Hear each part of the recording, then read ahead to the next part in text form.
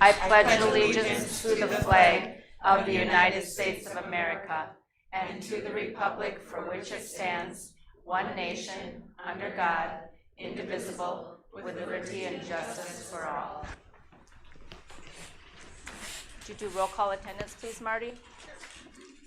Mary Jo Razmanowski. Here. Mary Jo Radcliffe. Here. Tom Epps. Here. Troy Webb. Here. Amy Huffman. Here. Ann Deemer. Here. Brad Dobbs. Thank you. Has the meeting been noticed to the public according to open meeting laws? Yes, I'm sorry. Okay, yeah, I'm sorry. Okay, thank you. Okay, we'll move on. We're at public comment now. I understand we have some people who've signed up to talk. We'll take number one right now. First person is Barb Settlebauer, and the topic is the vaccine. Yes, Barb Settlebauer, and I am a taxpayer. And I did email you all, my public comment, but I do want to ask you those two questions again so that they out there can answer if they would, not now, but in their own minds. Again, in your adult life, have you ever been forced by the government, an employer, or educational institution to inject something into your body that you did not want in your adult life?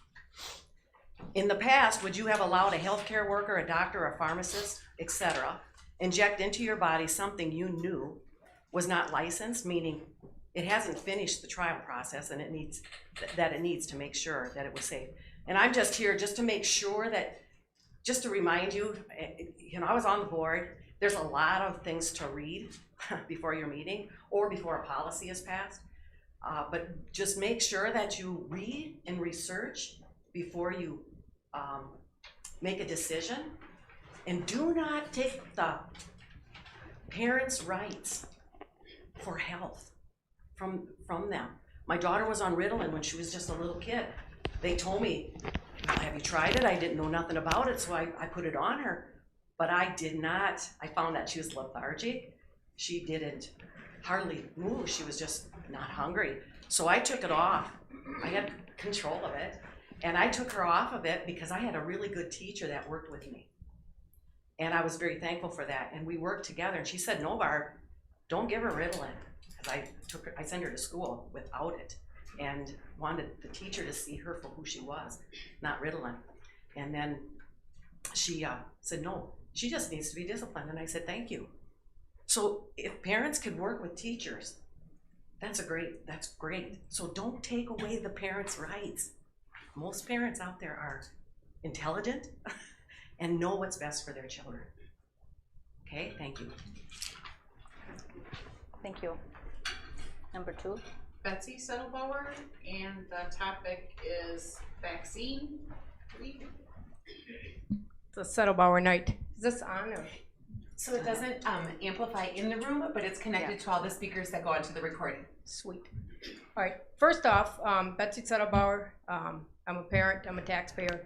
And I just want to talk real quickly about last board meeting. I understand rules are changed. I have no problem with changing rules. I did have a problem when I sent each one of you an email asking for the guidelines to change rules. And I get a response back from Dr. Severson. Dr. Severson has enough to do. A lot of you guys have been on the board for a long time. You should know what guidelines you use to change rules. Everything doesn't need to go through her. And if that's a policy, that's probably something that should be changed because you guys are the board members. You should have a general understanding of what the guidelines are. The separate topic is the experimental vaccine that the school district decided to host and promote this fall. The definitions are, we are not in the state of an emergency and we are not in a pandemic in Jackson County. First off, I want you to know I am not an anti-vaxxer. I have all my vaccines, okay? Up to date except for COVID. Why? Because I had COVID. I have a son with a rare genetic condition and a husband with stage 4 cancer. If they get any type of virus, they risk dying. In fact, last summer we were told if they got COVID-19, they would die. We all had it in January, very minor. They didn't die. Also, let's look at our own statistics. We all love data. Let's look at what happened last school year. 1,500 kids were quarantined. Only 8% tested positive. Out of the staff that we have over 335 staff, over 17%, just 17% got COVID. Guess what? No deaths. They all survived. How many here have heard of the VARS.gov website? The VARS.gov has been around for a long time. It's where doctors and researchers can report adverse conditions of vaccines. For the last 31 years, do you know how many deaths there have been from our vaccines, not including COVID? 5,000. There's been over for COVID vaccine, which only started in December 2020, there's been over 9,000 deaths worldwide. There's also been over 430,000 adverse side effects. Problems anywhere from paralysis, heart problems, blood clots, diabetes, migraines, miscarriages. That's just within the first 8 months of this trial vaccine. Are you willing to put your kid on this? I'm not. Trial vaccines go in 3 phases. They usually take 5 to 10 years to develop, sometimes longer. The biggest thing is safety, effectiveness, long and short term side effects. And a lot of times when there is an adverse side effect or a death, the trial is shut down and investigated, not in COVID-19. For the pharmaceutical companies, guess what? They're exempt from anything. There's no responsibility on them whatsoever. Most of the side effects happen for those 18 and under, the very people you guys want to provide the vaccine for. Questions to ask. Who here has looked up data about natural antibodies from COVID-19? They have them for a lifetime. You don't with the vaccine. How many other coronaviruses have vaccines? They're all very highly transmittable, but guess what? They have 99% survival rate. Not one of them, except with COVID-19. I assume you also looked at just the different statistics out there. The .gov, they've done so many studies on natural antibodies that people have that work far better than the vaccines. Our school district should not be hosting and promoting experimental vaccine that has over 430 adverse side effects, over 9,000 deaths since December 2020. If heaven forbid something happens to a staff member or a student that got their vaccine here, you're probably going to be liable. Keep that in mind. Thank you. Sandy Rosenberg, and the topic is vaccine, locked schools, and masks.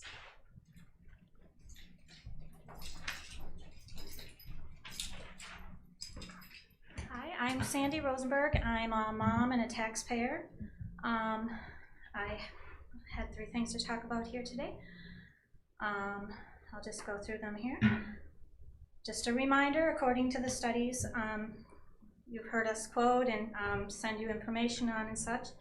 Most students are not recommended to get the vaccine because they're tolerant to it. They recover nicely, generally speaking.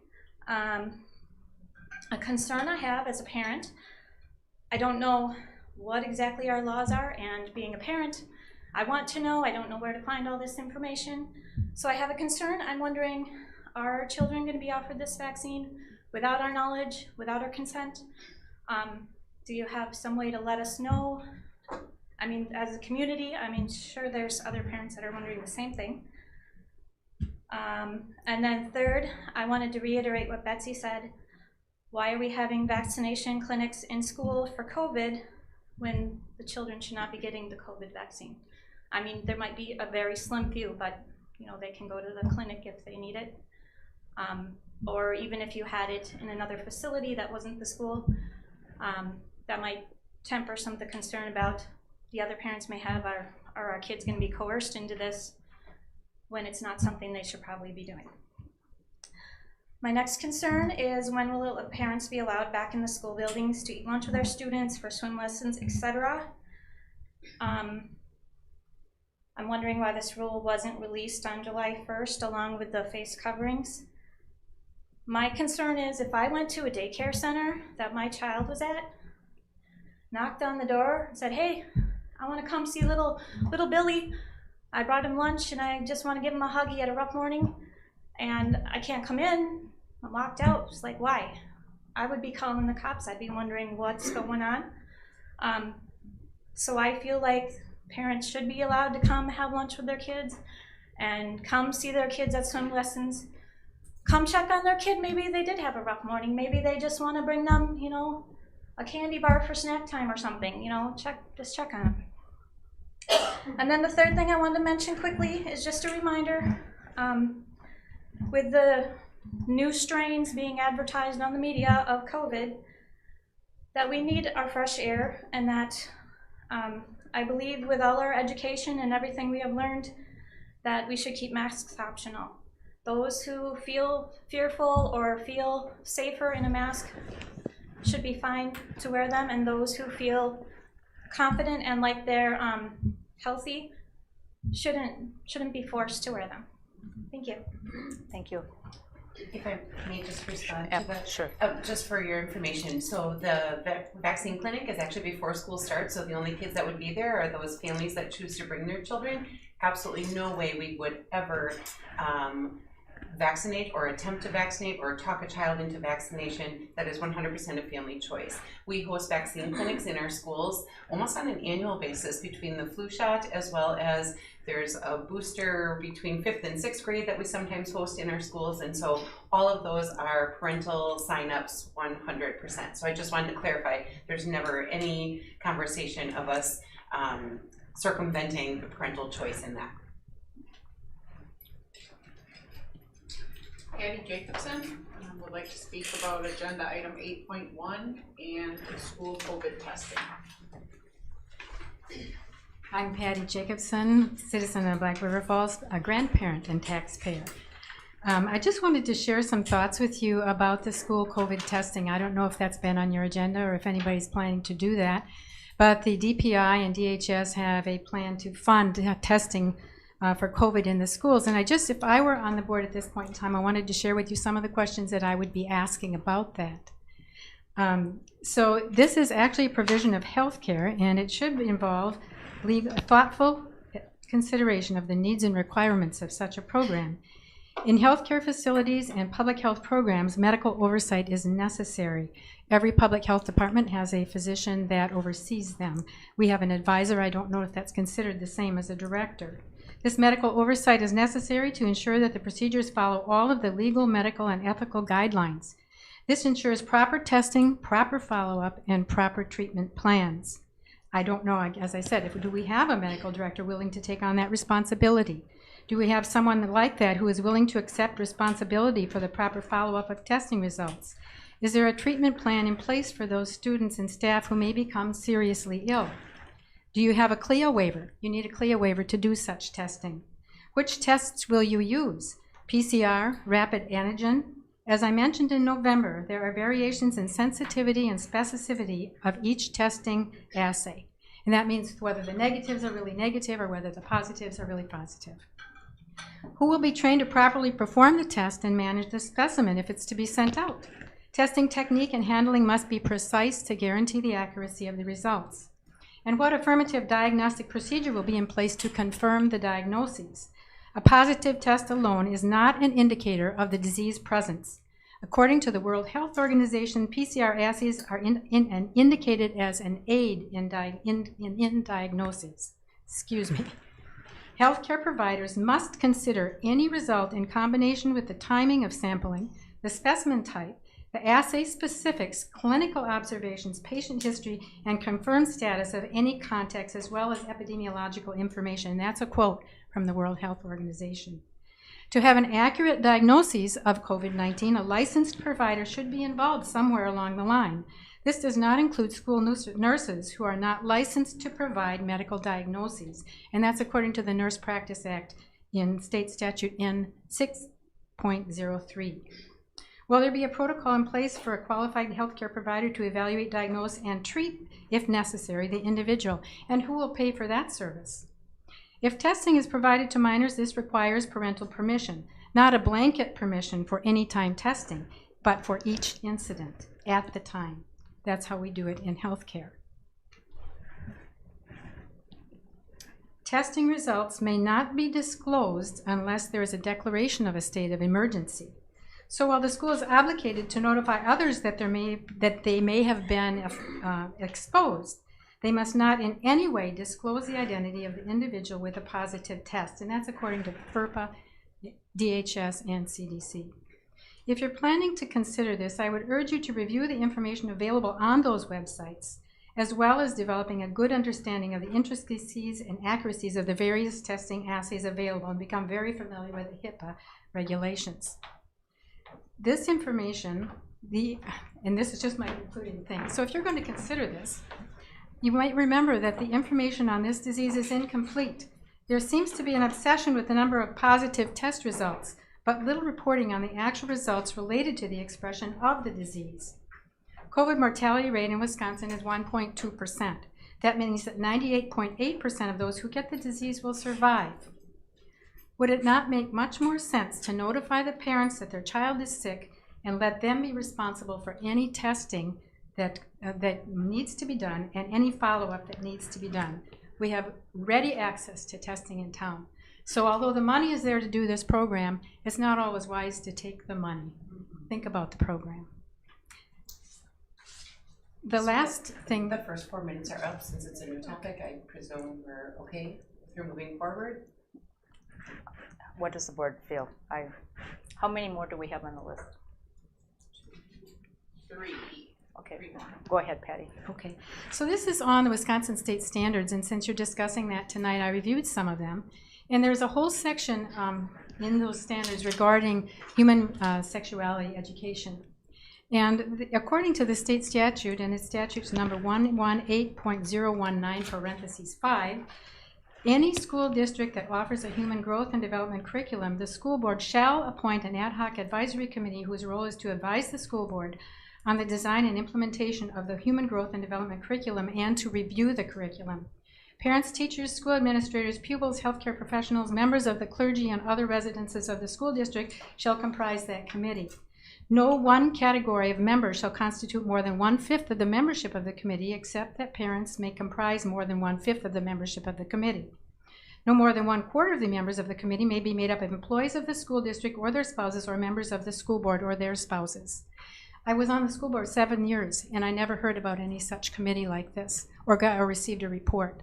So I would like to see that committee started again if we are going to adopt the Wisconsin State Standards.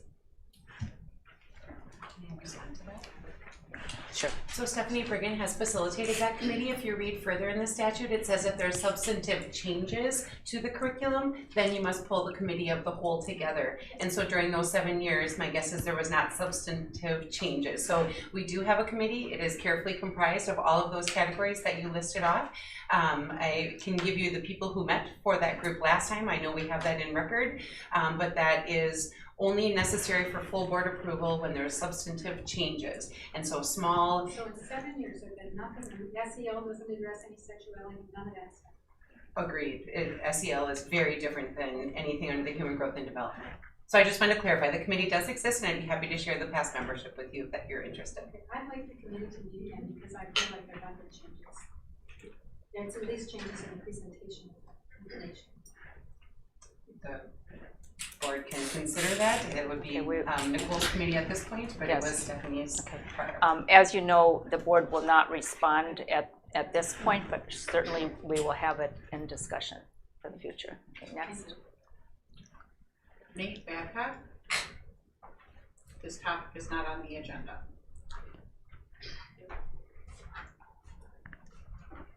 Nate Babcock, I'm a parent, taxpayer. I just saw a letter come out the other day from Dr. Severson and have just a quick question as far as like quarantining goes this year. Is that a public health guideline or is that a school district guideline? Public health for Still sure. public health. For sure, yep. We've asked for the new flow chart from last year, and we're hoping that it gets revamping to allow for the shorter quarantine periods as opposed to we ended still on the longer side of it last school year. So that is something that Jackson County Public Health created and distributed to the 3 districts. Is it just for the school districts or did they have quarantine guidelines in place for other activities, events? I know that they had them in place, like if you were County fair? yeah, they told tracking people, if they would tell people you are supposed to stay in your home, but there was no policing of that. We would say if public health said a child could not come to school, we would monitor that and not allow that child back into school. So I think it's And then for those 2 weeks, we'll have virtual options for the kids at home because it kind of sounded like we were getting away from that. we are definitely moving away from the full virtual option. It would be, the homework would be sent home for the child during that time, and or the Zoom would be available for them to log in during that time. Thanks. Thank you. Robin Huffman. Topic is COVID PCR testing.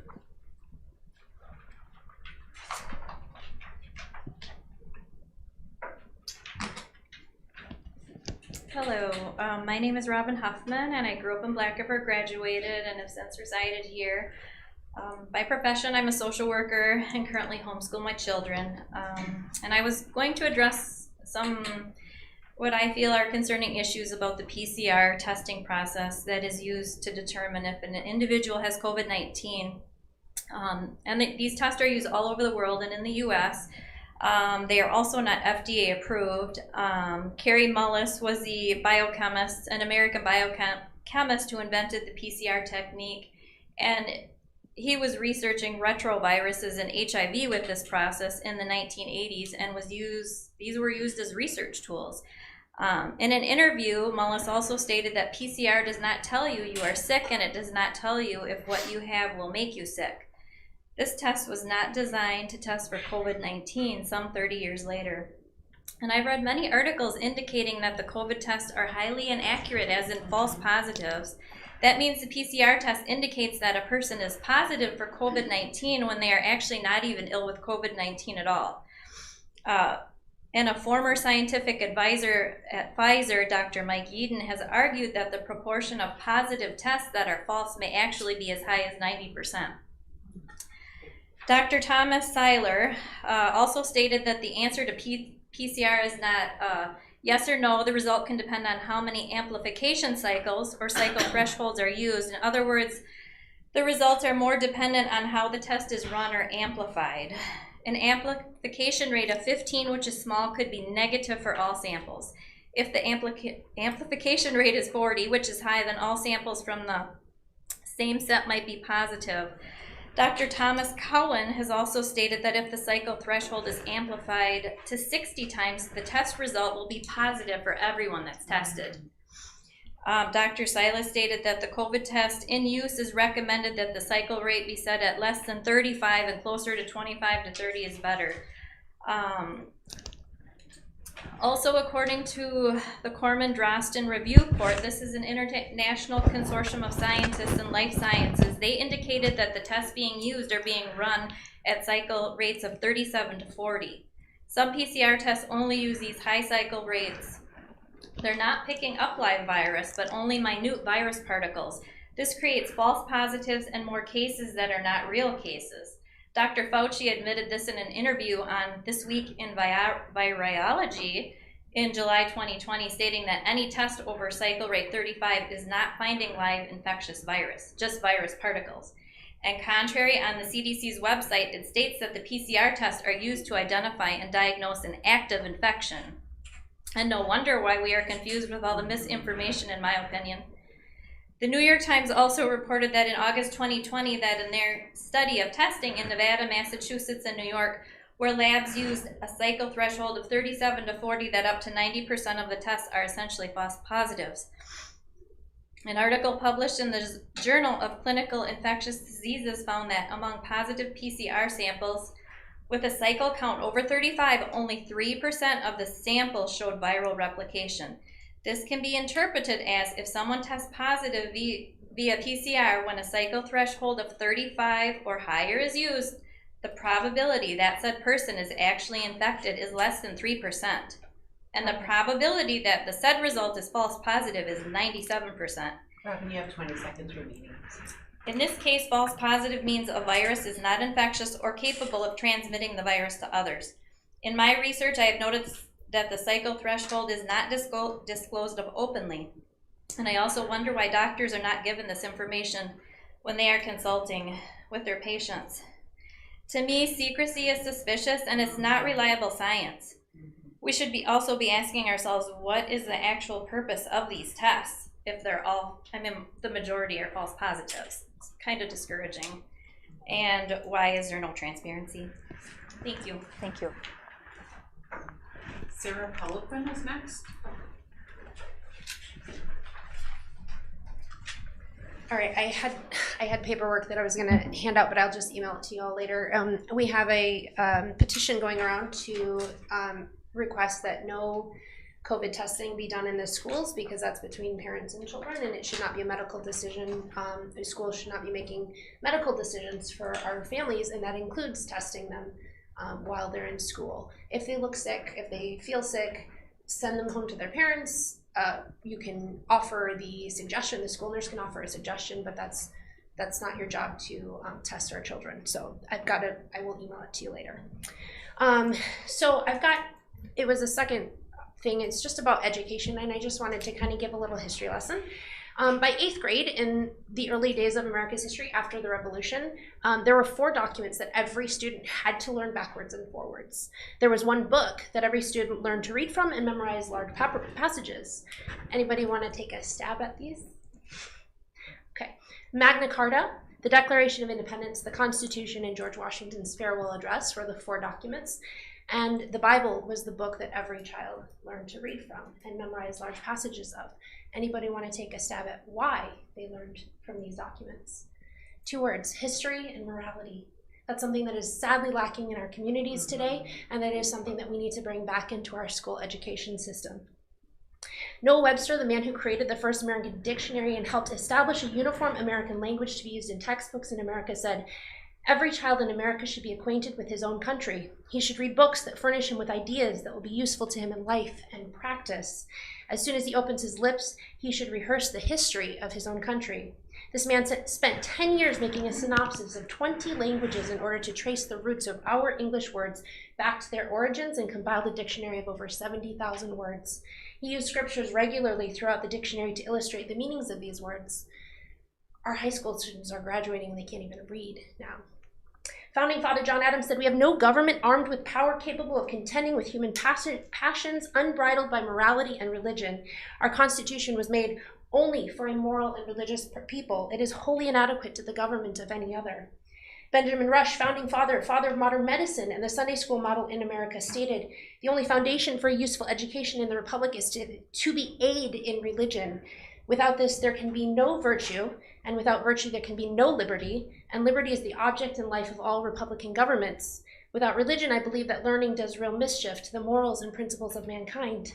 Governor Morris, signer of the Constitution, says, "For avoiding the extremes of despotism and anarchy, the only ground of hope must be on the morals of the people. I believe that religion is the only solid base of morals, and that morals are the only possible support of free governments. Therefore, education should teach the precepts of religion and the duties of man towards God." John Adams also said this about how to educate and raise our children well. "It should be your care, therefore, and mine, to elevate the minds of our children and exalt their courage, to accelerate and animate their industry and activity, to excite them in an habitual contempt of meanness, abhorrence of injustice and inhumanity, and an ambition to excel in every capacity, faculty, and virtue. If we suffer their minds to grovel and creep in infancy, they will grovel all their lives." Members of the board and superintendent, this is the essence of what education is. I can pull thousands more quotes from our founders who fought bloody wars, wrote the longest surviving and best constitution in the history of the world, and strove to give us a constitutional republic based on God-given principles, free markets, the protection of God-given human rights, and a protection against government tyranny. The only way they believed this would survive is if we, the people, practiced virtue, educated our children in literacy, numbers, and morality, and passed on our history from generation to generation. A republic, if you can keep it. Benjamin Franklin stated this as he left the Constitutional Convention after having spent 100 days hashing out the enumerated and limited powers of a federal government, enumerated and limited powers that did not include education. Sarah, you have 20 seconds. Because education was meant to be done in the homes and supported locally in each community. Education was not meant to follow common federal standards, but to teach the basics of how to learn and how to think and reason and act according to a higher principle than any man-made government can achieve. Education was not a dumping place for the most progressive ideas of a morally bankrupt ideology that destroys scientific progress, removes God from the public sphere, and teaches our children that we are either victim or oppressor based on our skin color. It is not the waste heap for ideas that have been tried tried and failed miserably at the devastating cost of millions of human lives throughout the centuries. Education is an opportunity to inform the next generation of our history, the good and virtuous, as well as the bad and the ugly parts. It does not hide our sins, but also does not judge future generations on the sins of the past. It teaches us where we went wrong so that we are not doomed to repeat it. It highlights where we have gone right and how great a beacon of hope and freedom this nation has always been to a world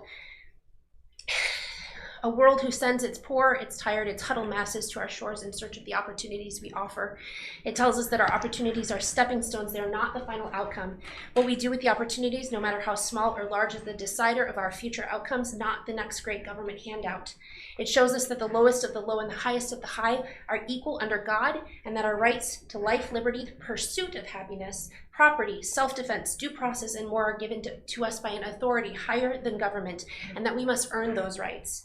Anyone who would trade our rights for a little more government-promised safety and security deserves neither safety nor liberty. In the early 1930s, the federal government slowly started creeping in to take over our education systems, and the long, Sarah, insidious destruction your time is up. Our ideals, of our American ideals of virtue and an informed citizenry was begun. We removed God from the public sphere, saying it was only a private, personal matter that did not belong in our education.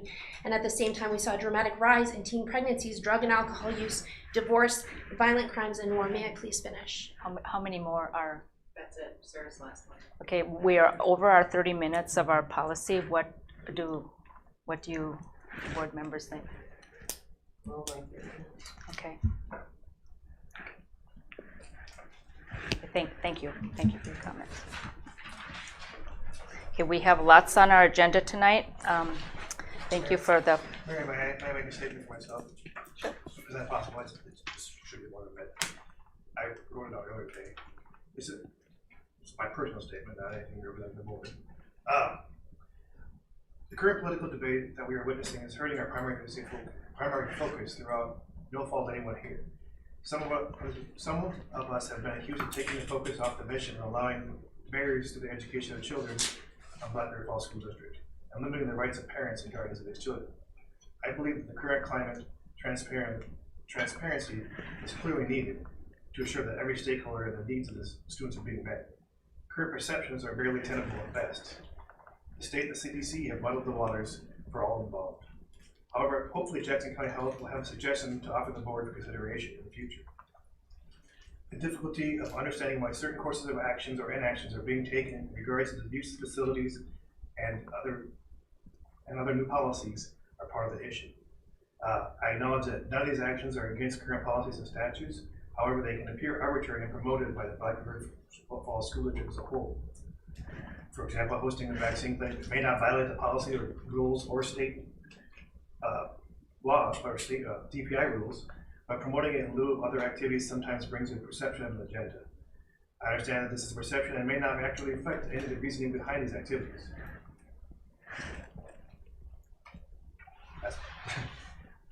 I've had in the last few months been questions about my actions and how my activity has been perceived. It's time to be open and transparent about what steps are being taken to make sure that we have successful students in the future, this school year, for this school year and beyond. I want to state clearly, for the sake of transparency, I stand for all students to receive the education that our constituents deserve. I want to hear from all stakeholders and be open to hearing all viewpoints and ideas. I really am open and ready to listen. Thanks for your time. Okay, thank you, Troy. Thank you. Okay, we'll move on to our community engagement section. Oh, first, let's go off the agenda just a minute. We have some new administrators here for the first meeting tonight. So could we have some introductions of? Sure. So Dr. Sullivan was with us last time, and so she's new this coming school year, but not brand new to the board. Angie Tampi, if you would rise. This is our new Director of Special Education and Pupil Services, just very recently hired and is ready to jump on board. And over there we have Mr. Luke Madsen, who we are excited to welcome to the high school as the high school principal. He's already gotten to meet a whole slew of students over at summer school these last couple of weeks since he's been on board and was heavily involved in a lot of the hiring at the high school this past spring, so that he is ready to hit the ground running for sure. So I wanted to acknowledge all 3 of those individuals are our 12-month administrators. The rest of with Jill and I, the rest of them all work a lesser school year 225-day contract, and so these are the only 12-month folks that you see with us here in July. So I wanted to introduce them, welcome them, and the board obviously doesn't have much of a chance to chat with them now, but hopefully you'll find some meaningful engagements in the near future. And we do have the breakfast with the new staff coming up in August too. So welcome. Okay, moving on to community engagement section. We have one gift grant to consider. Excellent. And so Vicki Mikulski wrote a grant last spring. It's Education for Homeless Children and Youth Compliance Grant. It is $15,000 in funding. It's a competitive grant. We are very pleased with her successful application. I've included the entire grant application for your review. A large part of the focus of this grant is in helping to educate people as to what the technical definition of homeless is, because she believes that there are many, many students and families that go without services because they feel they have a place to stay and so they don't consider themselves homeless, yet the state definition of homeless is really far more broad than that. If you're doubling up with another family, she shared that with you when she was here for her most recent board report. And so a large part of this is going to be in community education and helping people recognize what services are available, because right now people don't know what exists and what possibilities are. Another area that will be utilized, if there is a family that attended the school district of Black River Falls and then was deemed homeless and secured temporary housing in another district, we currently are required by law to provide transportation to our district again, because they say that if a family is going through the already stressful situation of being homeless, that we don't also want them to have to start a brand new school system. And so there are times that we've done some gas cards or other vouchers in order for students who find temporary housing somewhere else to continue attending our district. These grant funds will also help with that process. So that is here for your approval. Are there any questions? Yeah, I had a question. It says at the top, right now it says competitive grant, but it also says compliance. Is this something that we're supposed to do? We are in compliance with the law of the, I can't remember the act. McKinney-Vento. Thank you. Thank you, McKinney-Vento Act. So either way, this grant just assists in that process. Is that Absolutely. Right? And so Okay. that's part of that whole making sure people recognize what services are available to them, that kind of compliance. So it was competitive in that you didn't have to apply for it. It says compliance, which I get makes it feel very different than competitive, but it's more to help districts maximize what is required of them through McKinney-Vento, because it's an unfunded mandate. So there are districts who may recognize that people are homeless, but they don't follow through with those other pieces that they're supposed to be doing. And so this is helpful in us reaching those goals. Yeah. Any other questions or comments? Hearing none, is there a motion to approve? I'll make the motion. Thank you. I'll second it. Thank you. Any more discussion? Okay. All in favor say aye. Aye. Aye. Opposed? Motion carried. We have an update from Dr. Severson on the servant-led community. I just wanted to update everyone. If you recall, last year we had asked for kind of some seed money to get started in this servant-led community discussion, and nothing has happened with those funds as of this point. And so I feel like it's been a while since we've talked about it. Just wanted to give you an update. It is still a very active group. I'm impressed with the commitment of so many unique individuals that weathered the COVID storm and still stayed engaged, right? With so many other things vying for their time and attention, there still is a really diverse group that is working on this. There is a group out of La Crosse that's called the Hub Model that they do very similar work. It's with a little different twist. One of our intentions in the servant-led community was to do a lot of parent education pieces, wanting to give families, instead of just a fix, here's how to, when we were having our behavior conversations, there were many times that the staff said that parents of young children will come to them and say, yep, I get that the behavior is rough, I don't know how to fix it. And so right now our community has a void of resources to help those families out. So our hope with getting involved in the servant-led community was that that would be part of this community officer community role. The Great Rivers Hub is a little bit more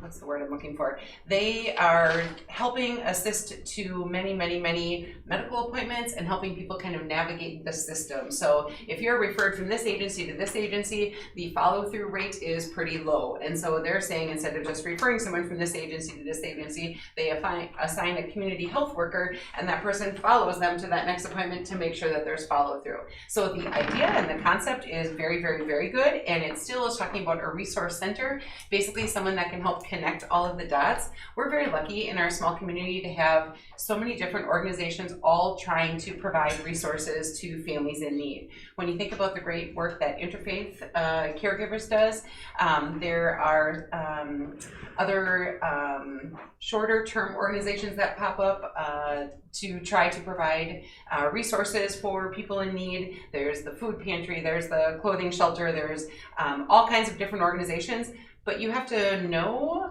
who to know in order to find your way around that. And so the idea of the hub model would still be that resource center, but it also is looking more like it's going, that formal organization is going to follow the hub model out of La Crosse. So that means that the money that the district put in through our Fund 80 has not been promised, it has not been granted, it is still 100% within the district. And so I just wanted to update you as that continues to move forward with these community health officers, that I'm not sure it's going to be quite the parent education component that we were hoping for. I do believe that we can continue working with the UW Extension Office. Last month you approved one of the ESSER fund positions that was a community health, community education coordinator for part of the time. That certainly would help that partnership with the UW Extension Office as well. Actually, Patty Jacobson is still a very active member of that servant-led community, and that is the one organization that she was tapping into, because I know that was a topic that has been very important to you for a long time. And so I just wanted to kind of update you that it looks like we're taking a, they're talking about the health needs assessment. It's still great work for our community, and our students and families will definitely benefit from it, but I believe that we're going to have to do a little augmenting to make sure that we really are able to meet our goals of having the family education component being as strong as was our original intention. So I basically wanted you to see who was all still involved and give you the update that it is definitely moving forward. It is a really interesting group of people that just care an awful lot, right? They just want to make our community better, and it's a neat group to be a part of. So does that Fund 80 money just stay there for the next year? Yeah. I think that when you're reading the list of all the contacts that people have, it's amazing. It really is. It really is. It's such a diverse group, and like I said, they've hung in there through months of just virtual meetings, and yeah, it started with all of our face-to-face work with Tom Thibodeau, and they really have been deeply invested, so it's good. Very good. So I just wanted to give you that update. Don't need anything from you. Was this part of the same group that was sort of investigating the daycare situation? So that is one arm of it. So Marianne Torkelson is kind of a connector between the two, and so that daycare committee is kind of a subgroup off of there. Mm-hmm. Okay, the next on the agenda is the middle school student and family handbook. You received that in your packet.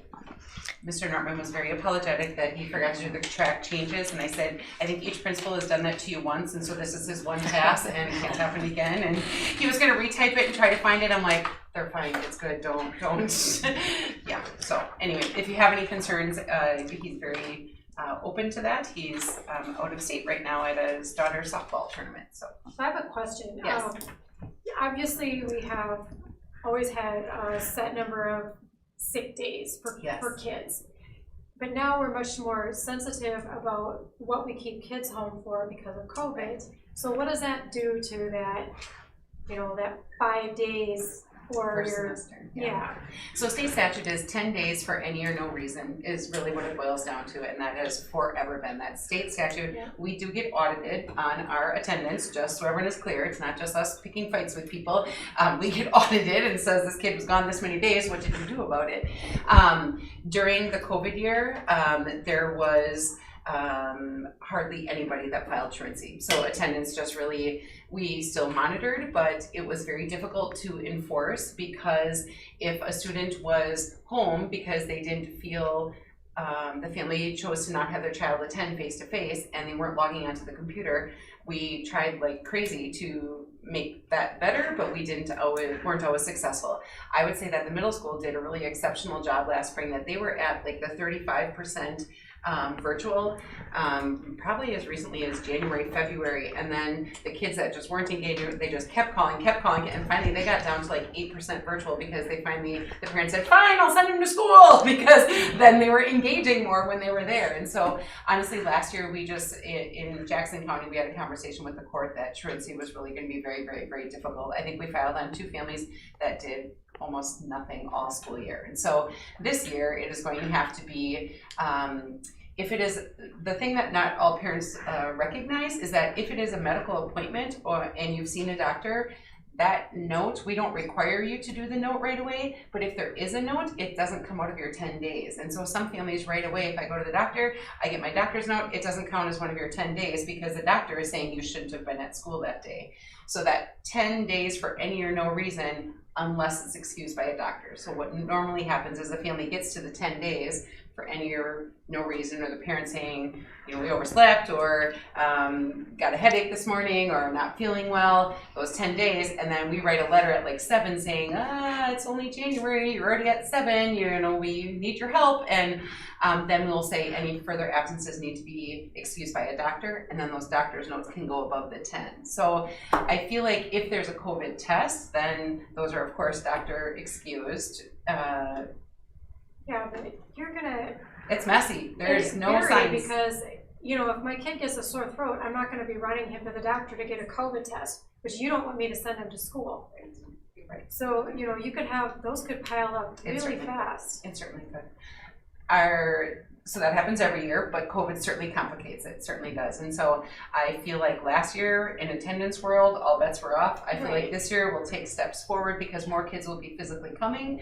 And so those that are just not logging in, those won't, you know, count as the absences. So I feel like family communication is going to have to be where it's at. No clean answer. Yeah.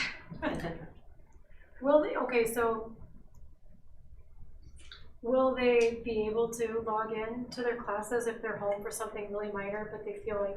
Not all classes will be running virtually. That we're not going to ask our staff to do both this year. Yeah. That's why we're requiring all kids to come back unless they have a individual help plan.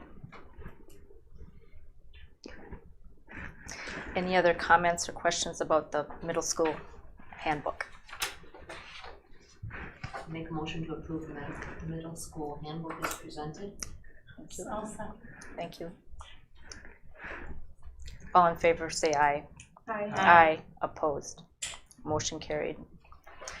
And our annual independent hearing officer This one isn't really taking any action, and it feels weird because our board policy already says if there's an employee grievance that you will use an impartial hearing officer. Statutory says annually you're supposed to make that declaration by passing a resolution that says we will use an impartial hearing officer. So that's all I'm looking for. So is there a motion to approve? Thank you. Second. Thank you. All in favor say aye. Aye. Aye. Opposed. Motion carried.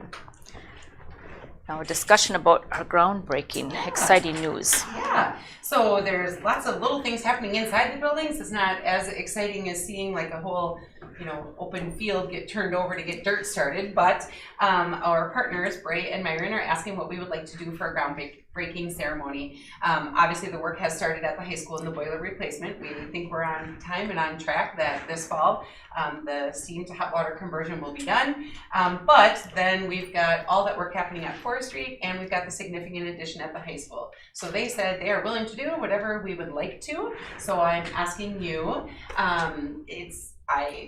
it could be just about anything that we want it to be, right? It could be in the evening time, after school starts or before school starts. It can be during the school day at 4th Street, so all the kids are there and can get more involved. It can be a community event. It could be a daytime thing with a nighttime thing for families that want to come. It can be at both schools. It can be at one or the other. It really is a celebration of the investment in our facilities. So I would ask you what thoughts you have as to an appropriate way to celebrate and recognize that. What time did we do our one at Red Creek? So that I think In it was the like a evening. 6 o'clock at night one is what I think. Yeah.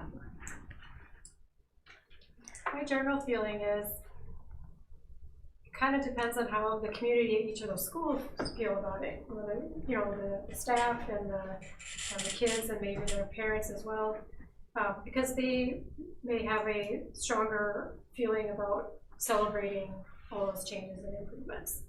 Okay. I had said to Shelley before the meeting started, I didn't know that this referendum was actually more than our last one. And I think that it's important for the public to have an opportunity to come to see what we're doing with all those big storyboards that they have. Yeah, so they said even if we go at one site or the other, they'll have the big storyboards for both sites. And so if we chose one spot, that would be possible. The only thing that I thought of was parking up at the middle school, high school is going to be really hectic with all of their equipment around the back. If it was a nighttime thing, then you've got that great big parking lot between the 2 elementary schools. So it would facilitate that option a little bit easier, but of course there's going to be parking up at the high school for football games and all of that stuff too, and so it can be whatever you think is important. I think it should be celebrated either way, and I think it should be, I mean, maybe you could, just a suggestion, if you did one during school and then another one at the other building after school, so that way everybody could be involved. Student investment, I think, is important as well. That's, especially for, probably not at the high school level, that's a personal overtaking on it, but I think the younger students would probably appreciate knowing what's going on, especially with all the new changes they're about to have for the next school year or two, so. Well, the fact that it's all the fine arts area at the high school, I thought like the band and it would be kind of great to get them involved since it's that whole fine arts area would be nice, I'm sure. I think it's something that the people voted for, at least it's people, they approved the resolution, to say, and this way they can see what they're investing in, I think, is the future, of course. So when we did the grand opening at the high school last time, we paired it with a home football game and we did like tours of the building and all that stuff. This is a little bit different because there's not a lot of tours to be done on the inside. They can't really admire the new boiler very much. And the ground and they probably don't care about it as much as they did before. The people that live there care a lot about the new boiler. They care an awful lot. So, we could try to pair it with a sporting event that's happening. That's a good idea. Volleyball's got a lot of home events. That's actually at the field house, but we could have the storyboards up and band, fire. So what do you guys think? Do you think you should do them 2 different nights or one event? Well, I just think about the parking there if we have a sporting event, you're gonna have people there regardless, but if you have anybody coming in specifically for the groundbreaking, they might have a tough time finding a place to park. That's true. So if we, just playing off of Troy's idea a little bit, we could do the elementary during the school day, and then like a kid from each class could get the golden shovel picture, right? Each class could go up there if they wanted to throughout the day, and then the high school one could be in the evening where people are already coming to another event, so that there would be people there. Sure. And do the high school in the evening. That would give opportunity for everybody. Is the Forest Street parking lot, is that part of that taken by equipment though, and so it's restricted there as well? During the day, it's going to be very difficult for parents to park and be a part of the Forest Street one. That will be very difficult during the school day, just because we're going to have staff that are assigned to park down the neighboring streets. So during the school day, Forest Street would be very difficult for families. But we bring could those storyboards up to the high school. That's what I was thinking, that during the day could be just for the 4th Street kids, Mr. Tiger, that, and then You'd have the bus parking lot open. during the day, yeah. Well, I think, and if parents want to come to the 4th Street one, because they're going to be a little bit, not inconvenienced, but changed in how they're going to get into that building and deal with it, then they. If you've driven by, have you seen that temporary office is complete now? You've got a great big sign ready to come and stick out front there. I like the idea of involving the band and choir somehow, since it's their spots and art. also the broadcasting people or whatever. I like that idea. I do too. Are we okay waiting until after school starts, or yes, if we're doing it during the day? Oh, yes. Okay. We do it after school. Maybe we'll pick one day and do it during the day there, and the same night that there's a happening over at the high school. Perfect. Yeah. Good idea. Same day. Okay. Are there people from the community that you think we should ask to speak? Does someone from the board want to speak? I think someone should. Probably, unless somebody else wants to, probably Rachel will. I can certainly do a welcome and I think absolutely you. And I think it's always nice to hear also from the contractors a little bit about Well, for the high school, you what want to they're hear doing. from maybe one of the teachers that's going to yeah, impact. That's Who would be most excited? The ed kids who don't have to be in the yucky locker rooms anymore, or the band and choir kids who have those cavernous rooms that now get the. We have a new choir director for the high school. Yeah, we do. I mean, from an outside perspective, you might have an interesting viewpoint. what a good time to come in. Yeah, and also, people can become introduced to him as well, too. Because Paula does such a great, the band director does such a great job at the pep band, and the she does an awful lot as well. So. all that's all true. Okay, so I hear that I'm looking for an evening. Maybe stay away from football just because that is a few more people, and maybe pick a volleyball home night, right? And daytime at Forest Street, same day evening at the high school. Storyboards are in both places. Okay, I'll get some dates out to the group. Okay, thank you. Thank you for the feedback. Okay, under our people, we have employment recommendations that you received in your packet as well, and that's quite a few of them. So you see who we have hired, which is fantastic.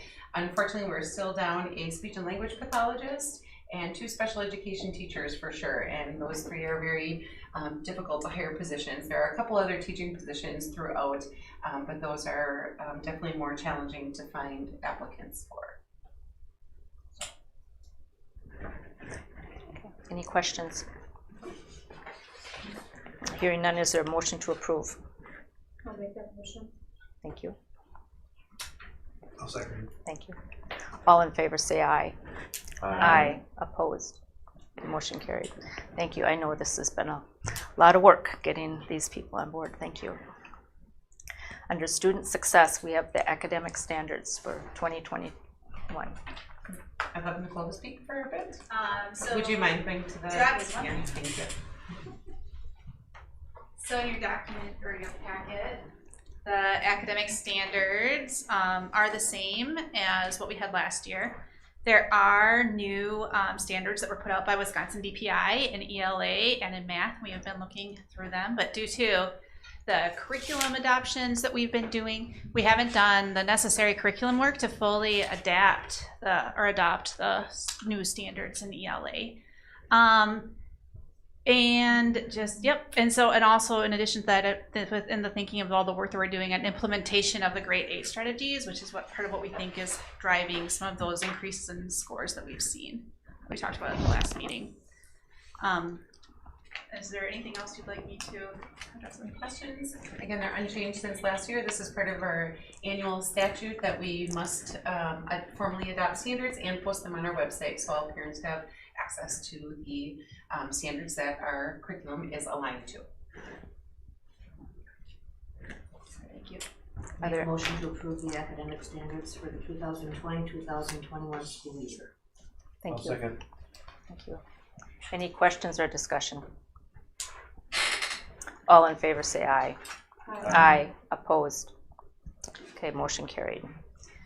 On to finance and facilities. Again, you received all the monthly expenditures in your packet. Is there anything you'd like pulled out for discussion or changed? Or discussed, I guess.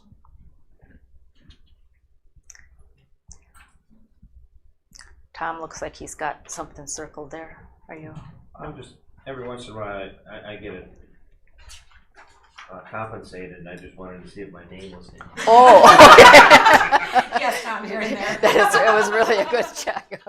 Okay. Okay. Hearing no questions or discussion, is there a motion to approve the monthly expenditures? I'll make the motion. Thank you, Ann. Second. Thank you. All in favor say aye. Aye. Aye. Opposed? Motion carried. Budget transfers and revisions. Jill's going to walk you through this. Just as a reminder, our fiscal year runs from July 1 to June 30th, so that means during the month of July we've had to true up from where we start our budget in the beginning of the year, then minus all the minuses, add all the adds, kids in, out, state funding formula, all of that stuff. And so at the July meeting we have to true up our 2021 fiscal year, even though that year has come to a close. We are already living in the 21-22 budget, and this is that shoring up of all accounts on June 30th. So take it away with your explanation. Sure. So this notice will be published in the paper after your approval, of course. But this is a summary of all of those accounts. We have thousands of accounts, but this is the form that you adopted it in for each of the sources. We're prescribed by the DPI how we do our accounting. We have to code things for local sources, and in the 200 sources, for example. If it's a state revenue that we receive, it's in the 600 sources. Specific codes we have to use. So as the year goes by, things change. We have grants that come in a little bit higher than we had planned on, or we have carryover from the prior year is more likely what happened. Open enrollment was a little bit different story. We planned for so many, but we really don't know that number until June of the end of the year. So then that's when we received the actual revenue amount and the actual expenditure amount that goes out to the other districts. We also received more special education aid. That was another big piece of this that then allowed us to use Fund $10 in Fund 10 rather than transferring them to Fund 27 for special education. So these are the general, as you see, the total budget didn't change by much. It changed by $1,800. There's a lot of ins and outs and back and forth to get them in the right accounts, but it really didn't change by much. It actually went down by $1,800 to true those up. The other change here, and you don't see it, let me show you on a spreadsheet because I should have shared that with you as well. With the detail, these are all the kinds of things that we changed. So when we move things from 100,000 function, which is for instruction, direct instruction, to a 200,000 function, which is supportive instruction, the board has to make those approvals for that transfer. Again, you can see some of these that are truing up the actual grant. We had to move monies within departments like technology. We had to put more money in the instruction for Chromebooks than we had it maybe budgeted for in the supportive instruction area. It's again all accounting, but not necessarily did the budget change by much. Here's the difference of $150,000 that we were not going to spend in special education because of more aid we received. We did then put that towards our line item for open enrollment out, which I had under budgeted for that out. It was greater than we had anticipated initially. So that is the detail for all of those. And then for the other funds, sorry, this is so small. We had a lot of referendum changes. So the approval of the referendum last November, then we did a lot of bond proceeds adoptions, and we did some refinancing. So we had to add those budgets into Fund 30 as well, Fund 39. The bond proceeds actually get coded to Fund 49. So far we've done $19 million of those bond proceeds out of the 22. And then Fund 49, we have some expenditures so far for the construction, but not a lot actually. So again, that notice that you saw in your packet sums all of that up. Here's those other funds. Again, the debt service fund is a big change, but that again was because of the debt service payments that we added this year after the budget had started last June. So if anybody has any questions, I can talk about any of those numbers. So were we able to carry over and put into whatever fund that we have that we can? Right, so we did not. Our revenues and expenditures were pretty spot on. Okay. We're still making changes to last year's budget. For example, we still get invoices in that were for June, so we still have some claims that we need to do for some of our grants. So I did have a lot of extra funds to put towards Fund 46 or even a bus like I had hoped to. So we did have some increases in revenue like Medicaid, but interest earnings weren't near what we budgeted for either, right? Interest rates were as well.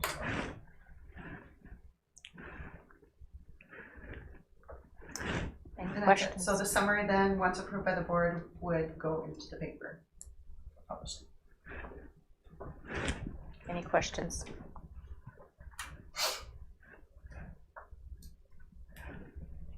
Thank you, Jill. Is there a motion to approve? I vote to approve those transfers and revisions for the 2021 fiscal year. I'll make the second. Thank you. All in favor say aye. Aye. Opposed? Motion carried. And you received some photos about the update on the transportation site and the high school. So the photos of the high school hallways really aren't that exciting. Again, steam to hot water, not a lot of enthusiasm there, but it is progressing forward. They think they're going to be on target. That's great news. The transportation site, so remembering all the work happening, if you've been down on Highway A, you can see they're really clicking along. The one piece that they're concerned about having done in a timely manner is the canopy. If you remember, the canopy was going to cover the front part of the buses to help minimize the freezing and whatnot. They're unsure whether the canopy will be ready. Otherwise, the move-in date is August 15th, which is perfect because all the staging at the high school is set to happen right around the beginning of August, second week in August. So for that to be done, they can move all of the transportation office over there. The full staging can happen up at the high school. So they believe even if the canopy is not there, the concrete work and blacktop will be there, that they will still be able to park the buses in the back section so that if they're still putting up the canopy, it won't prohibit the buses from parking and using that area. They also want to make that move happen while they still have all their college help to help carry and haul stuff. So they're hoping to make that happen in August before all the college help goes back. Are they able to get the pieces for the canopy or what is it? I'm not sure what the delay is. Kent was unsure on that. But speaking of pieces, I have another facility update kind of along there, but not having to do with the transportation or the high school. So the board approved in January, one of your capital maintenance projects this year was to redo the gymnasium floor in the middle school. He got on the list with those people like right after that January board meeting, and they are still not in district. I just talked to Kent today, and he said that they are really struggling. First, it was materials, and then it was materials mixed with a labor force. And so I'm deeply concerned about the timing for a school starting, because right now the old floor is still there. He has said, so if we step out of line, he's like, then you're out of line, and good luck getting back in line. So Kent's last word today was he really thinks beginning of next week they're going to be ready to get started on that. And if it's not completely ready, fall is an okay time for FIAD to happen outside. I mean, push come to shove, if it has to be for a while, they can do that. We're just really hoping that they can get started, because he said a 4 to 5 week process, and if they don't get started next week, we're already going to be knocking on that door. So our hope is that, and like I said, after you approved that at the January meeting, he got on the list for them, and they're really struggling with parts.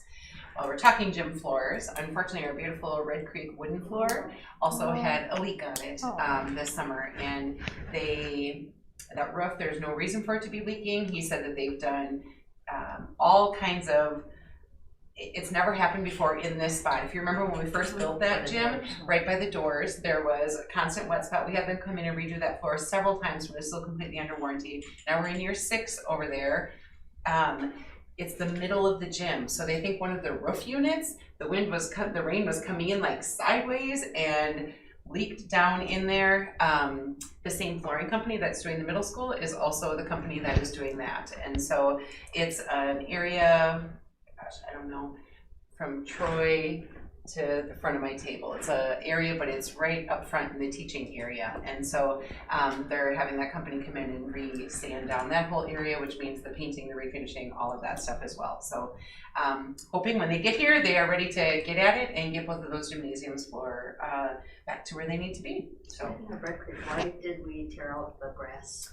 it was a significant challenge for that grass to grow because cars often cut it off, and then when they were moving snow, now if you look at it, you could plow right over that. I figured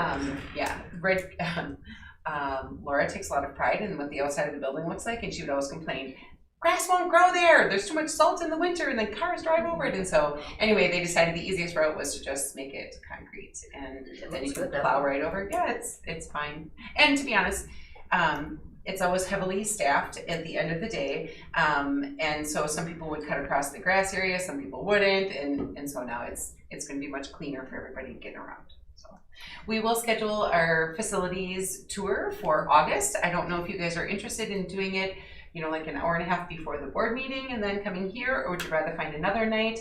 I can do a doodle and you can tell me when you're available, but if you're okay with the night of the board meeting, we could do that as well. I don't know your wishes, but I prefer to go to all the buildings, including Gebhardt, if that's okay. And they got a new paint job over there. Yeah, I see that too.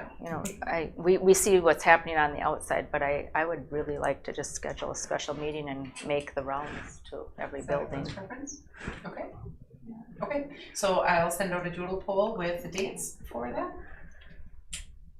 So what investigation was done on the cause of that roof leaking into that floor so that we don't have that happen again when it's regularly? repaired? Exactly. So Kent and his crew went through it. Our HVAC person did, and then they called the person who installed the roof units and had them come. And the fact that there was some rust in the floor makes them feel like it went through the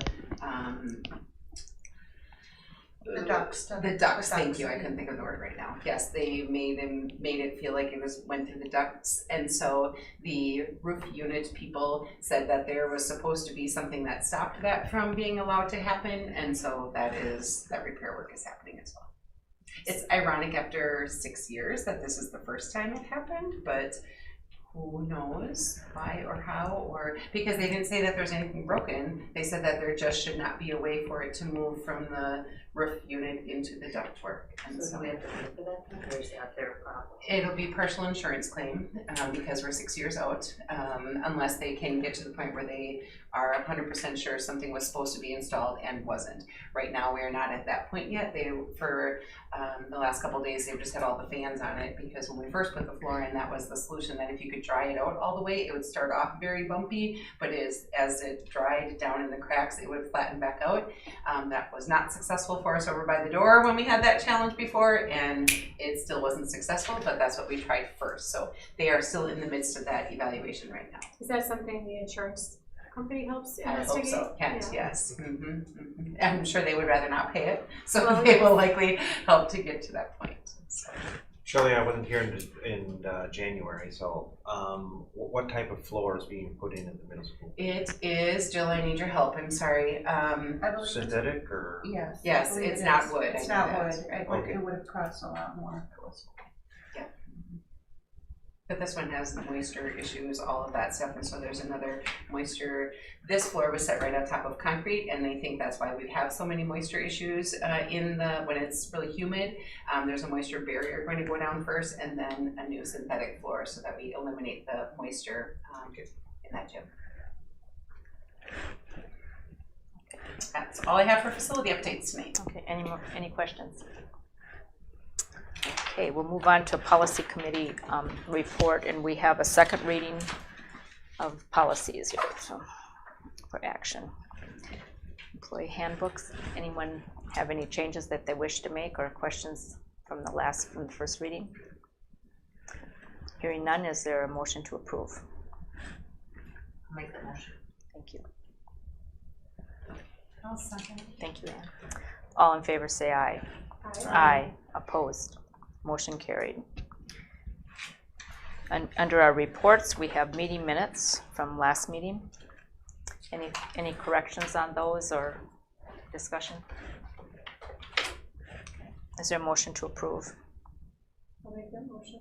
Thank you. Second. Thank you. All in favor say aye. Aye. Opposed? Motion carried. Dr. Severson's report. Kind of a lot. I'm sorry, I'm going to take a little bit of time. First, we are very excited that this Thursday all of the construction bids are due. So the great big package for the addition to the high school and the addition in work to Forest Street, all of that bid package is due this Thursday. So this is exciting because this will be our first like temperature check. Are we okay on budget, or do we need to go back to the value engineering? Do we need to go back to the design table, or are we gonna come in where we are hoping? As we know, COVID ramped up the prices of new build pretty significantly. We've been told that they're definitely on their way back down, and so hopefully are a little bit truer to the initial estimates, so I'll be excited for that to happen.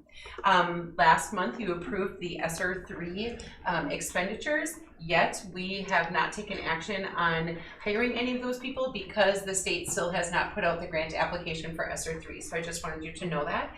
I also have found, as they start to clarify a little bit more what ESSER 3 will look like, they've also said that ESSER 3 funds will require a public feedback session, which is absolutely no problem. We'll go through the similar process of explaining all of those recommended expenditures and be open for any input from whomever comes to that meeting. And so wanted you to know that we're not taking action yet because of those pieces.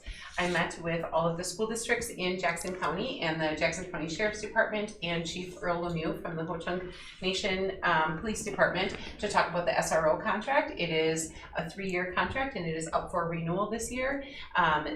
We have put it on our October agenda already for an annual update on the work of the school resource officer.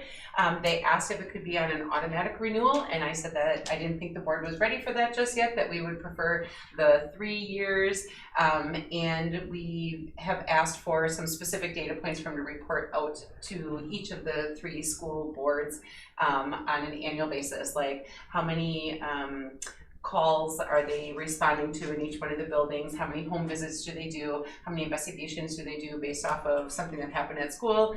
So he's going to create a report template that would be shared with all 3 of the school districts. So just wanted you to know that that is on for October, and this year will also be the contract renewal. So if anyone has significant concerns over that partnership, I'd appreciate you letting me know before that October meeting, because it's Alma Center, Humbird, Maryland, Melrose, Mindoro, Black River Falls, the Ho-Chunk Nation, and Jackson County. And so any one of those 5 partners decides that they're out, then there's some reworking for the other partners to do. And so just would not want that to happen at the last minute if at all possible, so we can be prepared.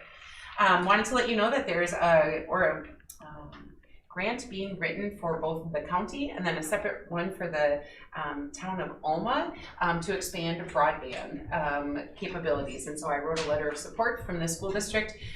They presented at Rotary today. Ray Ransom is heavily involved from the county.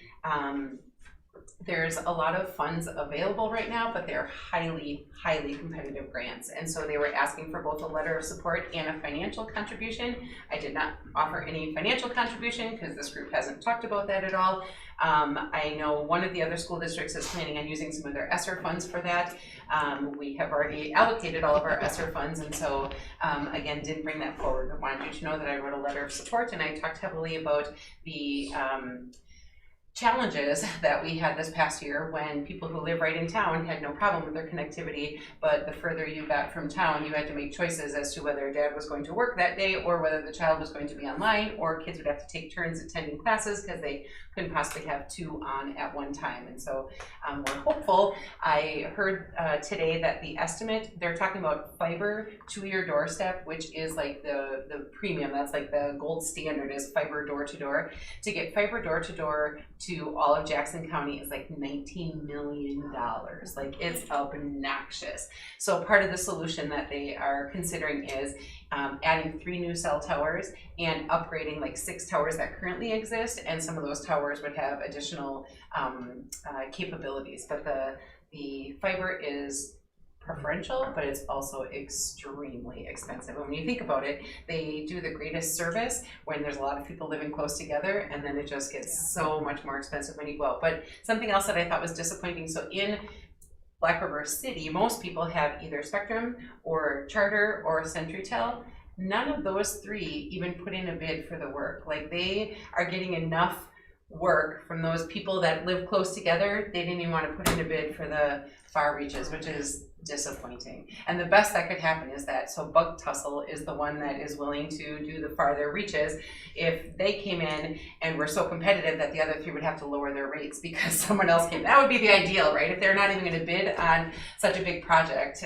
So anyway, it's all just a grant application right now. There's been nothing committed. Just wanted you to know that I wrote a letter of support on behalf of the district. There's a lot of work within our county on this, and it is countywide. The farm that I grew up on is in Jackson County, and you can't even get cell phone service or Wi-Fi there. You can't even get it whether you paid for it or not. That's exactly right. And so, I mean, there's places 30 miles from here that cannot connect at all. Yeah, and 12 so, miles, yeah. And that 12 was miles, yeah. That was part of my letter. It's not even a financial Yeah. thing. It's Yeah. it's not even available. Yeah. It's not even, people can't afford it. It just doesn't exist. And growing up, we couldn't even have a telephone until I was in high school, so, yeah. All right, 2 more topics. Stick with me here. One, open campus. I would love Mr. Madsen to talk to you a little bit. Our high school's kind of gone peaks and valleys and kind of all over the place with open campus over the years. And Mr. Madsen and Ms. Penza, our new high school assistant principal, are interested in having a conversation about open campus. So as usual, not asking for any action tonight because this is the first time we're talking about it. Just want him to share some information with you. You guys ask some questions and no action would be asked for this evening. Hi. After all that. I was doing this at like 4:30 today, so I'm excited to talk to you though. I don't know how much detail I'm going to go into. At first, maybe I'll wait to answer questions that you have, but kind of broadly, what we're thinking is we would have open campus for juniors and seniors. In talking with Michelle Wood, who's our high school secretary today, she told me that basically that's what we did last year. You know, even though we asked for permission slips, and that's something that I'm not sure if we're going to do that. That's something we can talk about. I'm fine if you'd like to. My experience has been, you know, this is the 6th different district I've worked in, and the last 5 we've had open campus. Or excuse me, the last 4 we've had open campus for at least sophomores through seniors, and a couple of them freshmen through seniors. And I know that it's a big deal, right? We worry a little bit that we open it up and anarchy will ensue, and kids are pretty great about making the right choice. Most of them will. And I was talking to Michelle today about, okay, so last year, I realized that probably the concern that most people are going to have, besides safety, of course, right? We worry about our kids making good choices and so forth. It's will we get them back, right? Will they come back to us? And I asked her that, and she said it was like probably 10 kids a day on average that are coming back late. It's not that they didn't come back, it's that they came back late. And when I sit back and think, I'm like, okay, so in a typical day, if we close campus, how many kids are going to class after lunch late? Probably about 10. Right? There's no perfect solution. I'm really keen on the following. I think one of the things that I've heard a lot from Dr. Severson, also from staff, is that our building needs, we need to improve the climate in our building. We need our kids to feel connected to our building in positive ways. We need them to be involved in things outside of our curricular models. And I've been involved in a couple different places doing what I'm going to propose. And it's a really beautiful thing when we get people doing this. So what we're proposing is we're going to have an hour-long lunch, one lunch, that will be split in, well, it's one lunch, it's split in half, kind of. You got to stay with me here for a second. So I said I wasn't going to talk very much, and I find myself talking very much. So I'll just try to quickly explain. What we're going to do is we're requiring the freshmen, the first half of that lunch, to attend clubs and activities that are going to be sponsored, hosted by our staff. And it's not going to be stuff that's, it could be, I suppose, curricularly motivated, but we want our staff to share their passions and their gifts with our students. And I taught at Chippewa Falls Senior High School for 10 years and was involved in creating a program just like this. And it requires that our staff steps up and creates opportunities for students. And that's my job to frame it in a way that they will want to do that. And I'm confident that we can do that. I'll just give you a few examples. Like, as a teacher, I hosted a Dunder Mifflin Club, and the only rule was you had to know what that meant to come. So Dunder Mifflin, we had a classic films club, we had a Scrabble club, we had fantasy football club. I had a knitting club. I don't knit, but kids wanted to have a knitting club, so I hosted that. And we had just guitar club. We had all these cool things, and then kids chose to go. And we want our freshmen especially to get connected to the building in a positive way, right away. And we're having conversations as I was talking through this with Michelle today a little bit. I'm like, maybe there's a way and I want our sophomores to have those opportunities too. Maybe there's a way we can flip it and offer those same opportunities second half of lunch for our upperclassmen and so forth. Regardless, there's another component that we're still trying to iron out the details on, and that would be a kind of more guided mentorship program where our junior senior leaders, and I've reached out to them during the month of May, had a little meeting with some kids who might be interested in being those mentors, would be teaching, guiding a class with those freshmen on, let's say, Tuesdays and Thursdays. Anyway, that's a lot. I'll stop talking now, and I'm happy to answer any questions that you have. Can you explain to me what open campus means? Sure. So in my mind, if we don't do permission slips, the bell rings at the end of fourth period, and if you're a junior senior, you're free to go. And I think that the whole COVID thing taught us an awful lot in education. And one of the things is our kids need a break. They need a break. It's a stressful time to be an adolescent. And if kids want to go sit in their car in the parking lot for an hour, if they have the means and they want to drive home, they want to go get something to eat, they can do that. Certainly there are concerns, like I said initially, about safety. Unless the kids in Black River Falls are different than every other kid that I've ever met, they're going to make good choices most of the time. And if they don't, then we deal with those situations on an individual basis. So this isn't grade dependent, it's just if you're a kid. Everybody. And thank you for, we don't want to take this away. Like, the kids who aren't doing well in school maybe need the break more than anybody, right? If they're not not withholding that opportunity from kids. If we have kids that are abusing it and they're not coming back, then that's why we have the wonderfully talented Mrs. Penza to deal with those students. I'll help too. Our assistant principal is phenomenal. We'll connect with kids. I know that she and I are in lockstep on this. The one thing I did talk to Luke a little bit about was the food service and the fact that meals are free for all students.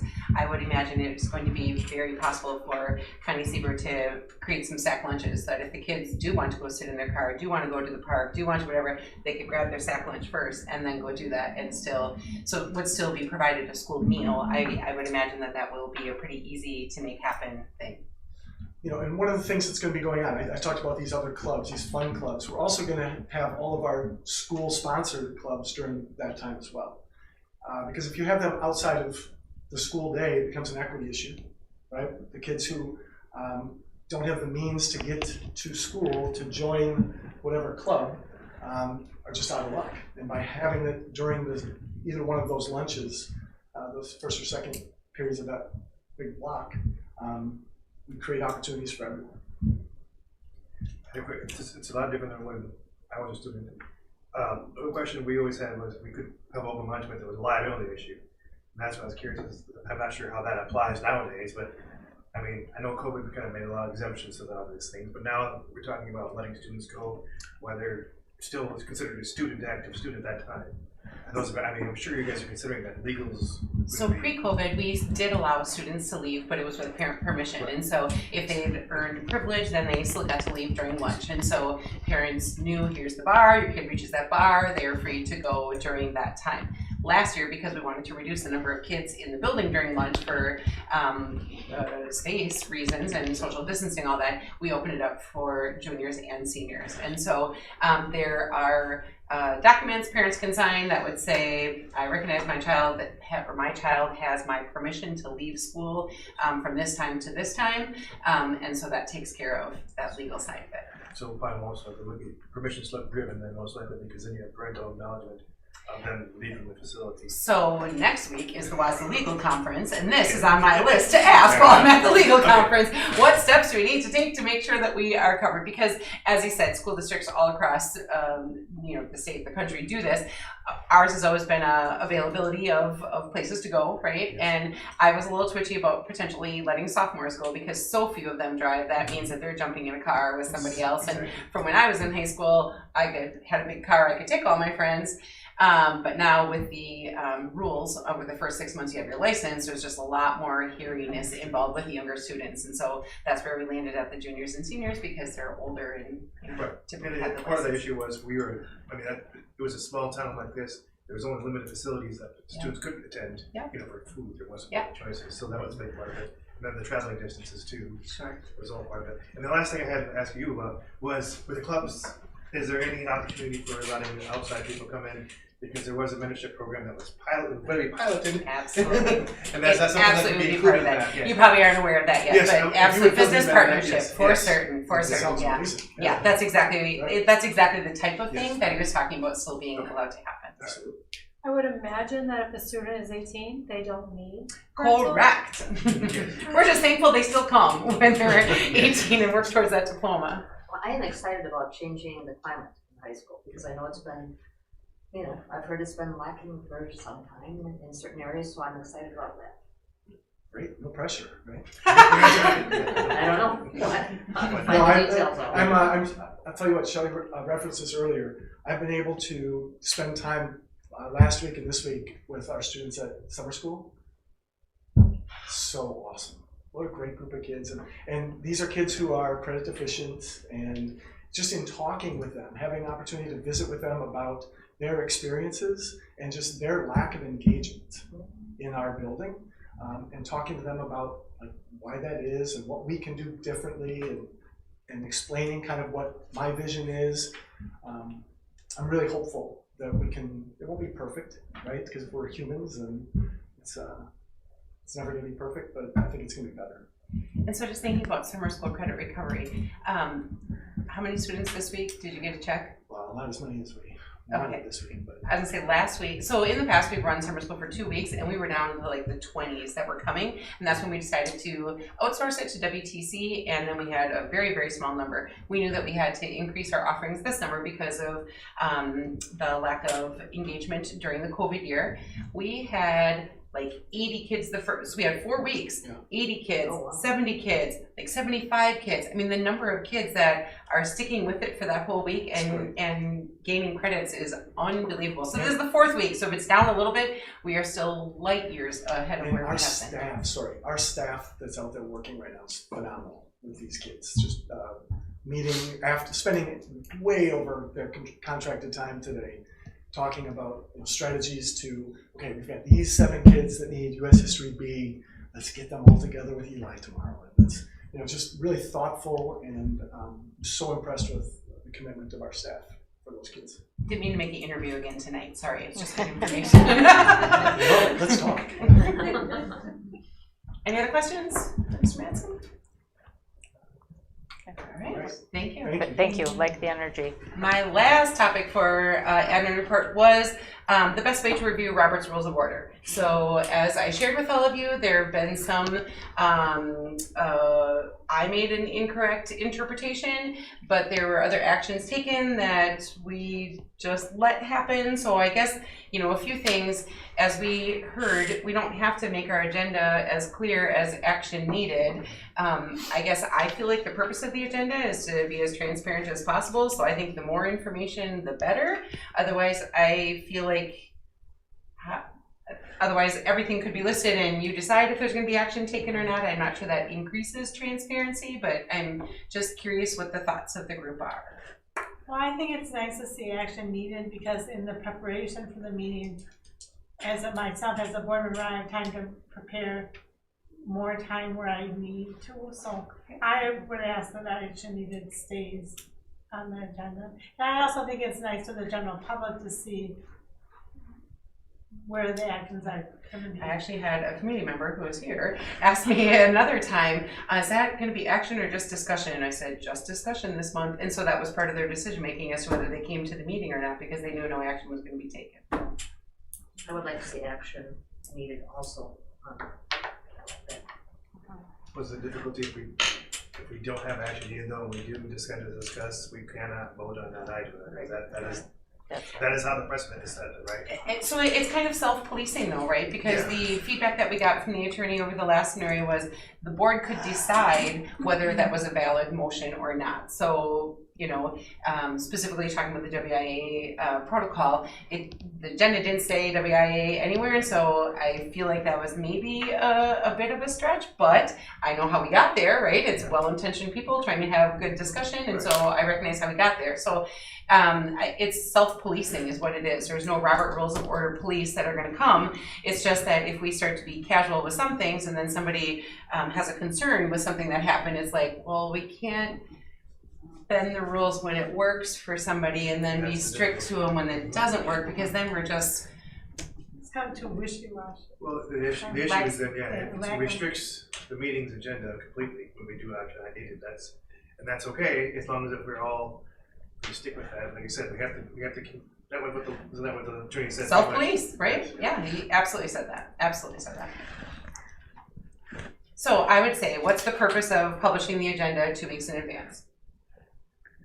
Well, it's to get the public actually involved for discussion, basically, or at least input on what we'll be voting on possibly. And that's the difficulty I have is sometimes when you go and you have, well, honestly, the district administrator report brings a lot of information in real fast. And we don't get updates of that until you tell us right now during the board meeting. So sometimes there might be something that may be possibly going to have to take action based on what new information we see. And that's where the difficulty lies. We don't put action needed on there. Sure. Now we do action.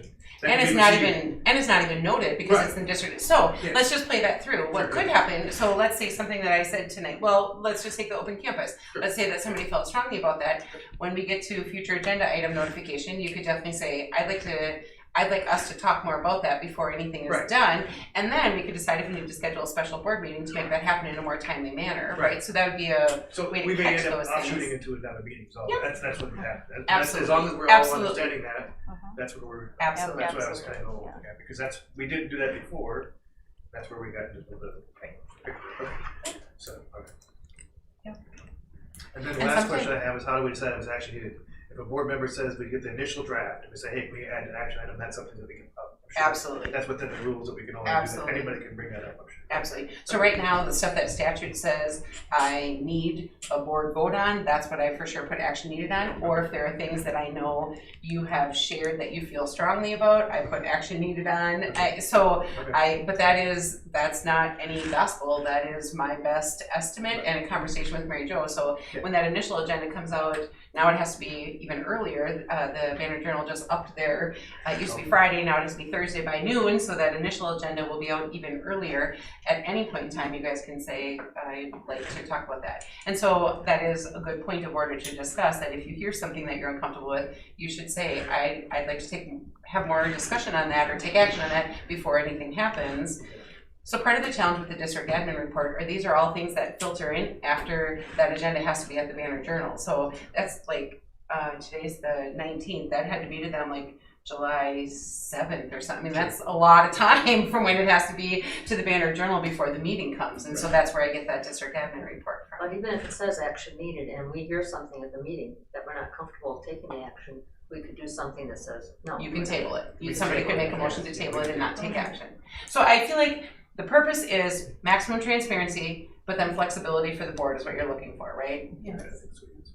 And we have our core agenda items that are listed that we will be addressing, through the months, through the year, that we do have to take action on.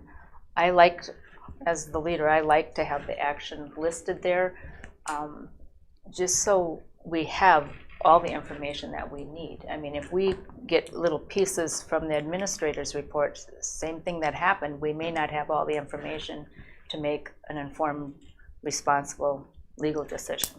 And so that's my opinion on it. I'd like to hear from the others too.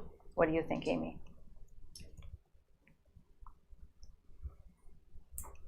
I don't know. I mean, I would say, generally speaking, the way things have been going is I'm comfortable with. Very much so, yep. Okay. Ann, you already spoke. Thank you. Okay, then we will continue with our agenda listed as. I do have a question though, yes. with what brought this up in the first place. Mhm. Is that because of WIA, whatever, lifting mandates and all that sort of stuff? Is that mute anyway? So I guess that's a good point. And so we're not trying to speak in code. I'm sorry. There was somebody who had raised a concern to the board about a procedural motion that was made, action was taken, and then at a following meeting, new information was shared by other stakeholders, and then another action was taken. And so there was question over whether that second action was in accordance with Robert's rules. And the attorney said, I'm not sure that first motion was valid because it wasn't noticed on the agenda. So I had shared with the board, you weren't on the board in December, I had shared with the board my recommendation that we were going to participate in winter sports. And as part of that saying we want to play winter sports, I had just shared with them the return to play protocol that was originally created with our activities director, and we have a medical advisor from the Crohn Clinic, Dr. Rogers, and Dawn Jacobson, who is our athletic trainer. And they also got a committee of doctors together from the Crohn Clinic. So it was Dr. Rogers and Dawn, who we both have a formal relationship with as a district, and then other doctors involved. So they shared that return to play protocol. I shared it with the board just as an FYI, and one of the board members was concerned about that return to play protocol and made motion that night that we not approve the WIA return to play protocol, and a vote was taken, and we were not going to follow that protocol. The challenge was WIA was never listed on the agenda. It said recommendation to play winter sports was all that was listed on the agenda, and there was no action needed. The board that night decided that that board member could make that motion and was very convincing in her rationale, and so took the majority vote. I didn't invite our medical advisor. I didn't invite the athletic trainer because I didn't think, I just gave them that information as an FYI. The agenda item was we're going to play winter sports, yay us. And so the next meeting, I invited our medical advisor and I invited all those people. They shared with the full board. A majority of the board decided that we were going to follow the WIA protocol. In the meantime, we were also told if we don't follow the WIA protocol, we can't compete in WIA events. So at the time the initial board member made that vote, we didn't have all the rest of that information because I didn't put it there as an action item. And so the board ended up taking action, then they found a lot more information, then they undid that action and made a different decision. And so that's what got us to this point. Messy, but I feel like we all learned something, and isn't that our goal, to learn something new every day? So.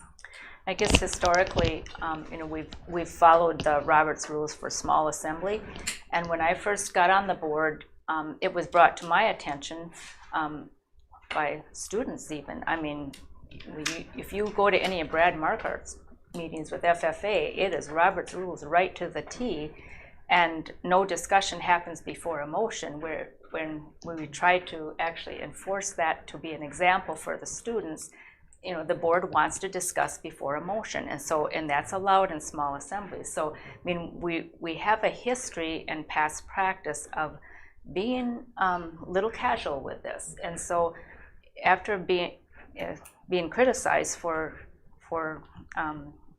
not following Robert's rules right to a T, I mean, we have to really get to do this.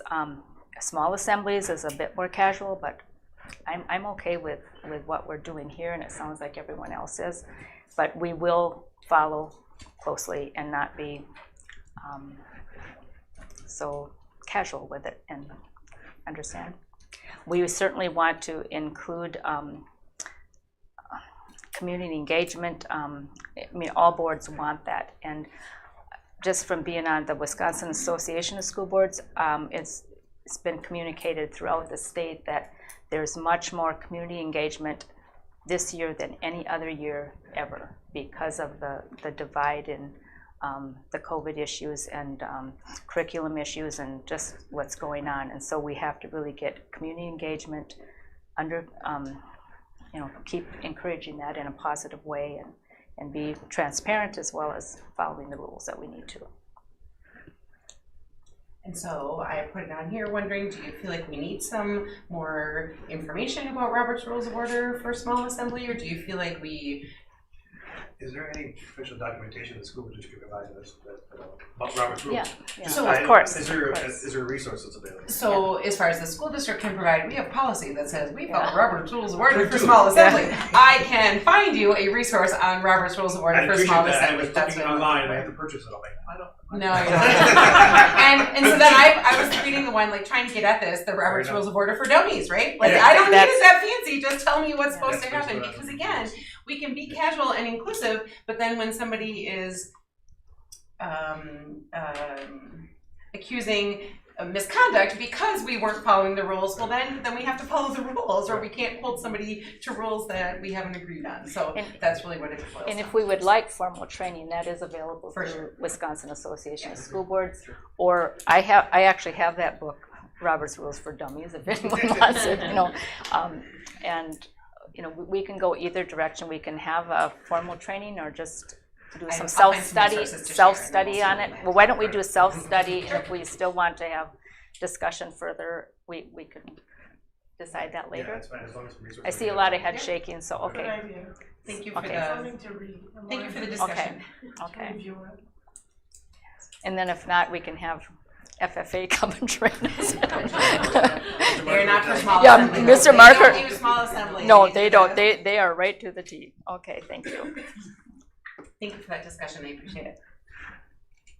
Is that it? Okay. We're now at the Wisconsin Association of School Board discussion. Anne is attending. My chance has changed. You have to change? Okay. Yeah, okay. And there is an effective board governance day in Green Bay on Saturday, and I had to cancel mine because of family commitment. Yeah, and now I had something else that came up. So okay. We will still have availability of that information though, so thank you for reaching out that too. Regional meetings will have exactly what we were just talking about. The regional meeting content that we're going to have is engaging your community in a very positive way and making, like we said, all the boards around the state are experiencing increased community engagement. We have to make sure that we are. That'll be our fall meeting? Yes, yeah, the regional meeting. Will that be via Zoom or will it be? It is going to be in person, and in our region, it will be down in Onalaska at the Spring Hill Stony Creek. Stony Creek. Usually we meet in a school. Gaelectric Trempealeau was the next school to host. They've chosen not to just because they didn't know what COVID things would be, and Stony Creek was able to provide a big room for the whole region, which is what, 28, 26? Do you know what the date is? Yes, I do. I think it's October 26th, and we'll just double check. While we're talking conferences, next week is the legal conference, and I have my list of questions to bring with me. It is the 28th, October 28th, Thursday. Okay. That'll be in the evening we usually attend that as a group. Usually I drive. There's been a few times board members have refused to ride with me, so the choice is yours, but I always get us there. Okay. Okay, and I don't have anything more on WASB. School connection opportunities. So the August calendar will be coming out shortly with the new teacher breakfast, and then August 23rd is the all-staff kickoff that, of course, you're all welcome to join first thing in the morning as well. The 16th. Yeah, the 16th is the new teacher breakfast. That's not very far away. It is not. Thanks for noticing. And it said originally at the boardroom, but we're going to move that to the Red Creek cafeteria because we have a lot of new staff, new admin, full board, so. Did you want to mention about fry bread? You brought the book. Oh, she's going to give it to a friend. That's what she Oh, I thought it was something you had connected with them about that. Okay. I know Tom was on the conference today, as well as Shelley and some other schools that I was on, the training of trauma and resilience in tribal communities. It was a half-day training that kind of featured nationwide. The Ho Chunk Nation was kind of featured at their request, and with the limit was 300 participants, and we were at the limit. Right. And it was. Do you have any comments that you'd like to? I just thought it was fantastic. I mean, throughout the country, primarily in Wisconsin, with the Ho Chunk Nation, but absolutely wonderful presentation on different aspects of Native life, Native culture throughout the years. It's not necessarily something that's new to me. If I have a question, now I just go to my son, who's employed by the Rosebud Economic Development Corporation, and so he's very knowledgeable in a lot of these aspects as well. So anything that I saw today, I could take to him and get his response as well, and make myself a lot smarter. But yeah, it was very well done. It's nice to know that so many of those resources that we're speaking today are local, right? So for the people that were out there from like Arizona, Adrian Thunder feels like light years away, where she's right out here, right? We're lucky to have the local resources. And to be honest with you, when I signed up for it, I was going to, where is this happening? I thought it was going to Montana. be It was from Montana. Right here, but no. Okay, it's going to be a Zoom, and just a lot of people tuned in. And one thing I think positive thing, and we've heard this before too, is there's some positive things that have come out of this past year, and I think the connectivity that we have on Zoom and across the nation and in the world is so increased, and people are more comfortable with it. I mean, I don't think we would have gotten 300 participants on this subject. We had all come in one room. No. If they had hosted it someplace out of University of Montana, we wouldn't have been able to attend. So it If is. the board would send me there, I would go. Okay. Yeah. So okay. Any other workshop or conferences from anybody? Okay. And board connection opportunities. Any more of those? Got a lot coming up. Okay, future agenda items. We're going to get the doodle on scheduling special meeting for the building tours and some other things. We can give you some Robert's rules for small assembly guidance. Okay. Accounting the health protocol, the COVID exclusion policy would be nice to talk about that before school starts. Yeah, we're having regular updates on that as that advances. I just want something that we can action on it now and out of the way, so we're not questioning about it, that's all. Oh, okay. Okay. I mean, we'll hopefully have more information before. Absolutely. Okay. Okay. Anything else? Okay.